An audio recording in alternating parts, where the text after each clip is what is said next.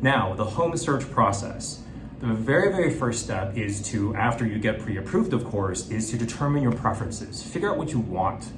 And I generally would like to advise people, first start with location.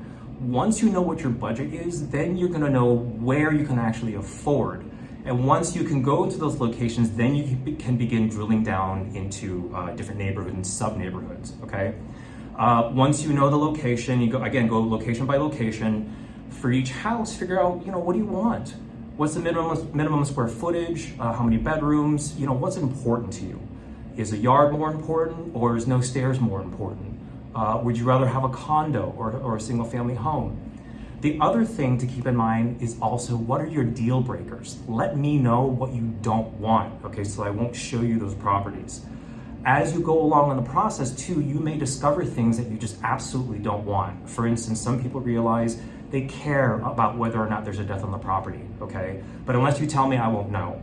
So spend some time to figure out what kind of home you want, and it'll be easier for me to guide you through the process. So that's the first step in the home search.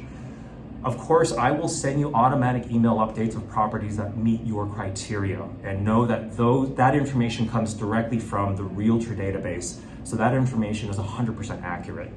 You can also, of course, look online with the Zillows and the Trulias and all those other online resources, but just keep in mind that their data is not as accurate as my data. Once you find a house that you're interested in, let me know, okay? Let's go out there, let's go visit the property together. I want to get a sense of how you react to it emotionally, so I have a better sense of what kind of property that you want. When we go out together, I also walk you through how to evaluate the home. What are the physical things you want to look at? What do the disclosures mean? Okay, so that's my role also when I go with you to see houses. Now, if there's a house that has an open house, feel free to go. After we've gone to see houses and I know what you want, sure, go ahead, visit these open houses. And if you see one that you like, let me know.